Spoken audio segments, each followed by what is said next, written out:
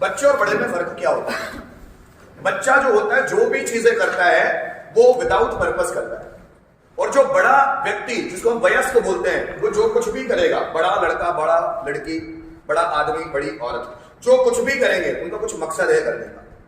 जब हम बड़े हो जाते हैं तो हमारी आसपास का समाज हमको सिखाता है कि आपको ये करना पड़ेगा तब आपको ये मिलेगा, अगर आप ये पाना चाहते हो तो आपको इसमें अपने आप को झोंकना पड़ेगा। लेकिन बच्चे के लिए ऐसा कुछ भी नहीं। दुनिया के अगर आप सभी बच्चों को देखेंगे तो वो नेचुरल होते हैं। They are always happy, they don't want to get something, they don't want to achieve something, they are having a internal happiness in their personality. वो हमेशा खिलखिलाते हुए नजर आएंगे, वो हमेशा खुश होंगे। पता है क्यों? क्योंकि जिंदगी में उनका कोई पर्पस है नहीं, उनका कोई उद्देश्य है नहीं।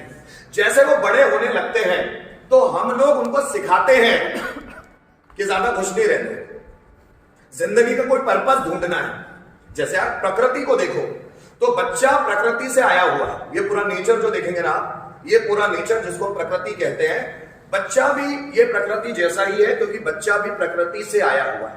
तो प्रकृति के जितने भी गुण हैं, तो खासकर प्रकृति में दो गुण होते हैं जो मैंने शायद आपको पहले भी समझाया है। दो ही गुण होते हैं प्रकृति में, या तो प्रकृति आपसे प्यार करती है या तो प्रकृति आपसे नफरत करती है। तीसरा गुण प्रकृति में होता ही नहीं है, या तो आपसे प्यार करेगी या वो आपसे गुस्सा करेगी। बच्चों में भी ये दो ही गुण होते हैं, या तो बच्चा आपसे बहुत लाड़ प्यार करता है या आपसे बहुत गुस्सा करता है, तेज गुस्सा। इसके अलावा वो कुछ भी नहीं करता।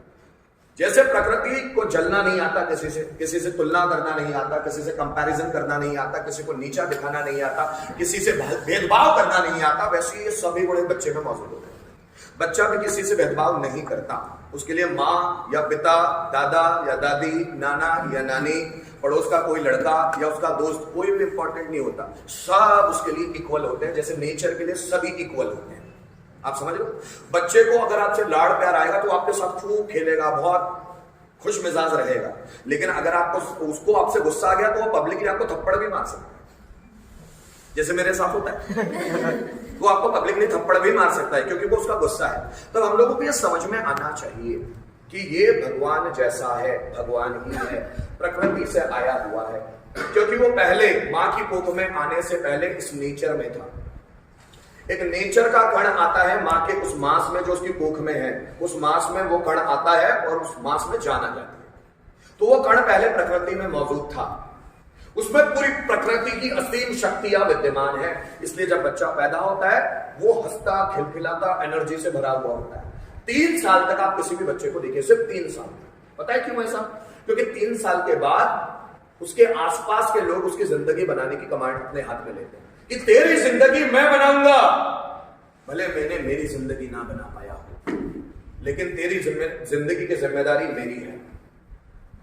मैं जैसा फ्रस्ट्रेट हूं, मैं जैसा दुखी हूं, मैं जैसे लोगों से जलता हूं, जैसे मैं दुनिया से कंपैरिजन करता हूं, कंपटीशन करता हूं, मुझे ज्यादा पाना है, यही आग मैं तेरे अंदर लगाऊंगा, तुझे खराब करूंगा। जो तू खुश दिख रहा है ना, तुझे दुखी और फ्रस्ट्रेटेड व्यक्ति में तब्दील करूंगा। दुनिया का कोई बच्चा कभी फ्रस्ट्रेट नहीं होता। आप देखना, कभी वो दुखी नजर नहीं आएगा, कभी भी नहीं।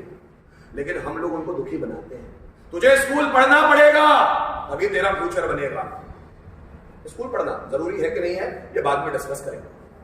बच्चा रोता है, नहीं मुझे स्कूल नहीं जाना है, फिर भी मामा भेजते हैं क्योंकि हम भी गए, तुझे भी करना पड़ेगा, तुझे भी हमारे साथ मंदिर चलना पड़ेगा, तेरा मन होता हो ना होता हो, तुझे भी चलना पड़ेगा। बच्चा किसी भगवान के सामने झुकना नहीं चाहता क्योंकि वो खुद भगवान है, वो जानता है, हम नहीं जानते। हमने अपने आप को इतना निराश कर लिया है कि हम भगवान को जानते हैं। वो बच्चा जानता है, वो भगवान के पास हम इसलिए जाना चाहते हैं ताकि हमारी लाइफ में सुख समृद्धि रहे। चूंकि हमारी लाइफ में सुख समृद्धि नहीं है, इसलिए मंदिर, मस्जिद, गुरुद्वारा भटकते हैं।